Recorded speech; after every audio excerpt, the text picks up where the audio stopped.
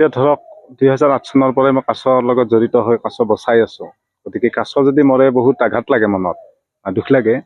কাৰণ মই জন্ম দিছো বা সিহঁতক লালন পালন কৰি ডাঙৰ কৰিছো, তেনে ক্ষেত্ৰত কাছ মৰিছে বহুত বেয়া লাগিছে। বেয়া লগাৰ কাৰণটো হৈছে কাছখিনিক আমি মানে যিমান ধৰণে আমি সুবিধা কৰি দিব লাগিছে সেই সুবিধাখিনি আমি দিব পৰা নাই। আমি বুলি নহয় আৰু কমিটিয়ে হওক বা আমাৰ প্ৰশাসনিক বিষয়াসকলেও দিব পৰা নাই। কাৰণ গোটেই পাৰবিলাক শিলৰ কংক্ৰিট আছে, কাছখিনিয়ে যেতিয়া ৰ'দ পোৱাব লাগে সেই সুবিধাখিনি নাপায়।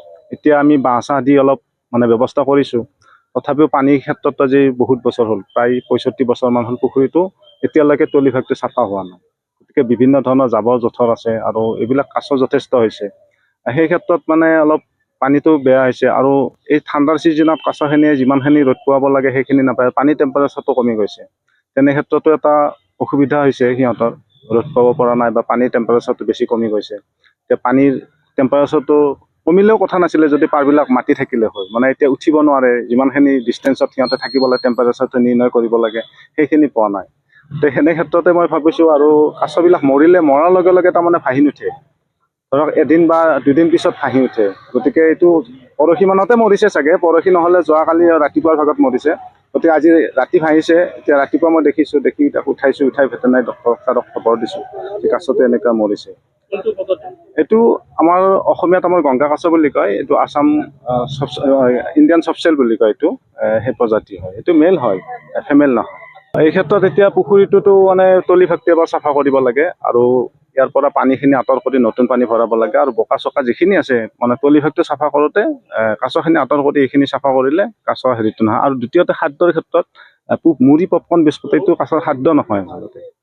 সৰু মাছ দিব লাগে আৰু আপোনাৰ জলজ উদ্ভিদ কিছুমান থাকিব লাগে। এতিয়া আমি বাঁহ চাহ চাঙি বনাই দিছোঁ, কেইবাখন 8-9খনমান ডাঙৰ ডাঙৰ চাঙি বনাই দিছোঁ, যাতে কাছখিনি ৰ'দ পাব পাৰে বা জিৰাব পাৰে। গতিকে এইখিনিও সুবিধাজনক হৈছে, কিন্তু ইয়াতকৈ বেছি লাগে আমাক। পাৰিলে পিছৰ পৰ্যায়ত আমি এটা ব্যৱস্থা কৰিব লাগিব। গতিকে চৰকাৰৰ লগত গোটেইখিনি আলোচনা কৰি এতিয়া দি আছে। গতিকে হয়, এতিয়া স্থানীয় দোকানীখিনিও অলপ সতৰ্ক হ'ব লাগে এই ক্ষেত্ৰত, যিহেতু কাছটো আমাৰ হাজোৰ সম্পদ হয়। হাজো বুলি পৃথিৱীৰে সম্পদ, তথাপি আমাৰ হাজোৰ মানুহখিনি কাছটো ভগৱানৰ সদৃশেই জ্ঞান কৰে। সেই ক্ষেত্ৰত তেওঁলোকেও অলপ সজাগ হ'ব লাগে। মানে আমি যদি কওঁ কি দিম, মানে প্ৰশ্ন কৰে কাছে কি খাব। গতিকে আমি কাছক মানে আমি মন্দিৰৰ কমিটিৰ ফালৰ পৰা যদি অলপ মাছৰ ব্যৱস্থা কৰি আছোঁ আৰু এতিয়া যোগাযোগ কৰি আছোঁ, অলপ মানে 10 কেজি 15 কেজিকৈ যদি আমি মাহত পোনা মাছ এৰি দিব পাৰোঁ, সেইখিনি কাছৰ এটা ভাল খাদ্য হ'ব আৰু জলজ উদ্ভিদ কিছুমান থাকিলেও কাছৰ খাদ্য হয়। আমি এতিয়া জাষ্ট তেখেতসকলে অলপ আগত আমাক ইনফৰ্ম কৰিছে, তো এনেকৈ ৰাতি মৰা বুলি, ৰাতি উপঙি থকা বুলি। তো সেই হিচাপে আমি আহিছোঁ, আহি এতিয়ালৈ আমি পষ্টমৰ্টেমটো কৰা নাই। পষ্টমৰ্টেম কৰিলে আমি ডিটেইলছটো গম পাম, আৰু যদি কিবা অলপ পয়জনিঙৰ এই পাওঁ, তেতিয়া আমি ডাইৰেক্টলি আমাৰ যিটো লেবৰেটৰী আছে গুৱাহাটীত খানাপাৰাত, তালৈকে আমি পঠাই দিম। স্পেচিফিক কিহৰ কাৰণে পয়জন হৈছে বা কি পয়জনিং হৈছে আমি তালৈকে পঠাই পৰা ডায়েগনচিছটো কৰাব পাৰিম। হয় হয়, তেখেতসকলে ক'লে যে এইটো দিছে বুলি, এইটো তেখেতে হেৰিৰ কাৰণে নহয় খাদ্য একচুৱেলি। তো সেইকাৰণে এইটোৱে অনুৰোধ, যাতে ৰাইজকো এই অনুৰোধ বা কমিটিকো এইটোৱে অনুৰোধ কৰোঁ, যাতে এইটো অলপ মানে হয়, সতৰ্ক হয়। পাব্লিক অলপ এৱাৰনেছো কৰে পাব্লিকক যাতে